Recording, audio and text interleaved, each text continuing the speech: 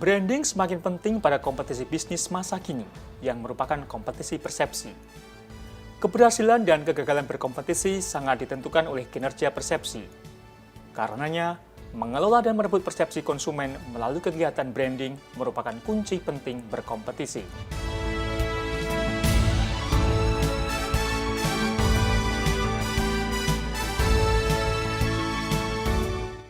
Merek atau brand tidak hanya sekedar nama. Ada beberapa komponen atau elemen yang dapat membentuk identitas merek, seperti misalnya nama, logo, tagline, simbol, warna, desain kemasan, penampilan, atau kombinasi di antaranya. Saya akan mencoba melimit sebenarnya bahwa branding itu sebenarnya lebih dari sekedar visualisasi saja. Bahwa branding itu sebenarnya adalah sebuah reputasi yang kita bangun. Branding adalah merek adalah sebuah janji. Apa sih yang mau kita janjikan ke semua target pasar kita? Dan branding adalah sebuah aset sebenarnya.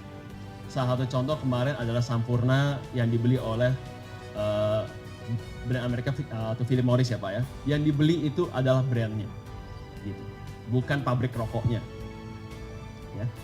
Seperti yang kita tahu bahwa Nike itu juga nggak punya pabrik, tapi dia punya brand yang kuat. Dia bisa pilih aja tuh pabrik sepatu di mana-mana di seluruh dunia, dipasang logonya Nike, dan harganya bisa mungkin 2-3 kali lipat dari harga sesungguhnya. Itulah kekuatan brand. Sejalan dengan semangat merebut dan sekaligus mempertahankan pasar luar negeri, Direktorat Jenderal Pengembangan Ekspor Nasional, Kementerian Perdagangan Republik Indonesia, menyelenggarakan serangkaian workshop pengembangan merek UKM. Diharapkan semakin banyak UKM eksis merajai pasar luar negeri dengan brand yang mendunia.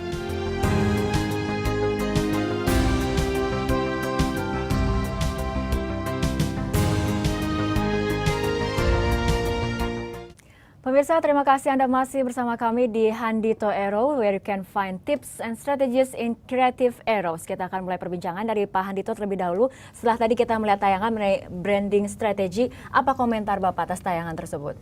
Ya, memang kita lihat bahwa pengembangan merek itu menjadi salah satu senjata atau strategi untuk peningkatan kinerja ekspor kita, kan gitu. Apalagi sekarang ini memang kalau dilihat potretnya lebih banyak merek global masuk ke Indonesia daripada merek Indonesia masuk ke pasar luar negeri.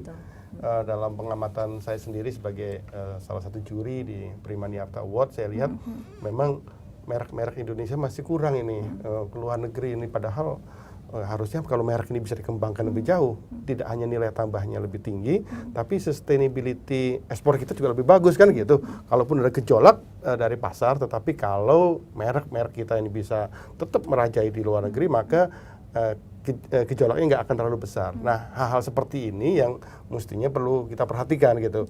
Dan tetapi membangun merek di luar negeri itu memang tidak semudah membangun merek di dalam negeri. Perlu macam-macam dan seringkali perusahaan perlu didorong ini, perlu dibantu juga, difasilitasi oleh negara. Itu tugasnya Pak Gusmadi ini sebenarnya untuk masuk ke sana gitu loh Pak. Gimana Pak Gusmadi tanggapannya? Ya, saya kira ini adalah salah satu dari upaya bagaimana membangun dan mengembangkan pasar. Jadi merek adalah sangat penting. Oleh karena itu, saya kira kita harus berupaya ke sana, mengembangkan merek-merek lokal, branding merek-merek lokal.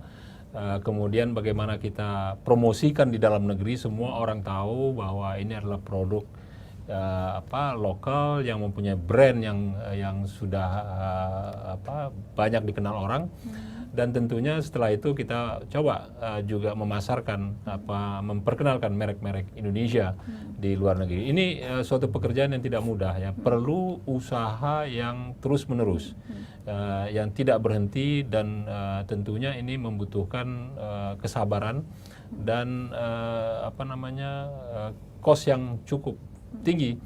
Oleh karena itu, kalau kita melihat satu produk, mungkin cost brandnya itu lebih besar daripada kalau kita lihat produk itu sendiri gitu ya, sehingga konsumen itu berani membeli harga mahal ya, seperti katakanlah Louis Vuitton ya, berapa banyak dia mengeluarkan uang untuk mereknya, tetapi dia menjaga kualitas dan desain yang sangat baik sehingga konsumen itu sangat loyal, berapapun harga ditetapkan oleh yang pemilik merek atau yang punya produksi, itu konsumen pasti Tadi akan kan beli. di FVT kelihatan bahwa sebenarnya pemerintah melalui Kementerian Perdagangan ini di Dirjen PEN sudah bikin program rebranding ya, pengembangan merek untuk pasar ekspor kan begitu.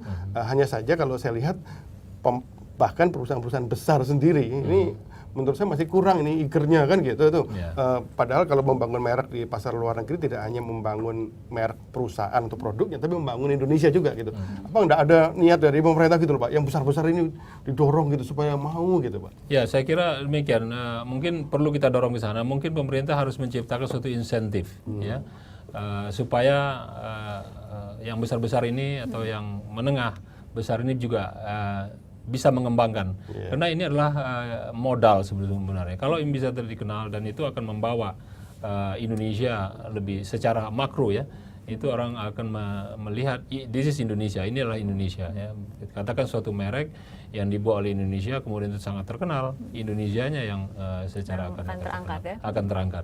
Jadi oleh karena itu mungkin perlu dipikirkan insentif yang apa. Karena kalau saya melihat ya Malaysia mengembangkan merek Malaysia. Dia merek itu kan tidak bisa hanya diberitahukan secara sederhana kepada publik, tetapi harus diiklankan. Kalau dilihat dari dunia usaha nih, kemudian kan kita juga punya anggaran untuk promosi di luar negeri gitu ya. Ya meskipun saya tahu ini bagaimana supaya tetap bisa dipertanggungjawabkan gitu. Tetapi kalau katakan promosi-promosi Indonesia di luar negeri itu sekaligus kita tonjolkan merek-merek Indonesia gitu Pak. Itu kan oh Indonesia itu ternyata punya merek-merek yang bagus kan. Citra Indonesia bagus gitu juga.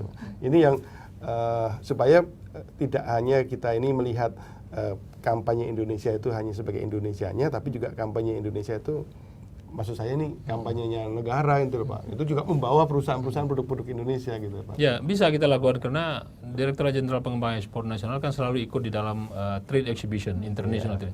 Mungkin kita bisa mempromote merek-merek itu kita tempatkan di situ itu sehingga semua tahu itu kan dalam waktu 3-4 hari atau 5 hari trade promotion, international trade exhibition bisa dikenal. Jadi bisa kita lakukan hal-hal seperti itu. Tapi secara profesional ya iklan di luar negeri di majalah yang terkenal atau di surat kabar yang dibaca oleh orang itu juga mempunyai dampak yang sangat besar sesungguhnya.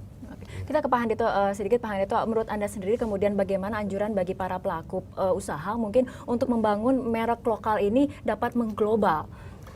Yang pertama harus dilakukan adalah membangun niat ya, kesadaran dari pelaku usaha. Saya rasa sekarang ini saat yang baik itu pelaku usaha karena kan pasar-pasar tradisional tertentu sedang lesu nih.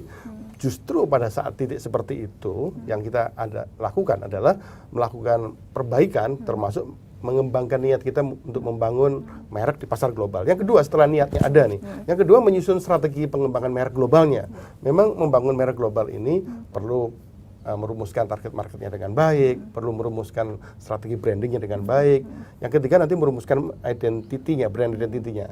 Dan yang keempat kemudian melakukan brand communication. Promosi nggak bisa dilepaskan. Tadi Pak Dirjen mengatakan, wah iklan harus dijalankan. Tetapi begini, membangun merek ekspor itu, membangun merek di pasar global, itu selain iklan yang sifatnya above the line gitu, juga yang below the line. Apalagi kan banyak juga yang kita menggunakan agen, distributor. Nah ini harus dilakukan. Dan yang juga jangan lupa dilakukan pengembangan ekspor nasional itu melalui brand.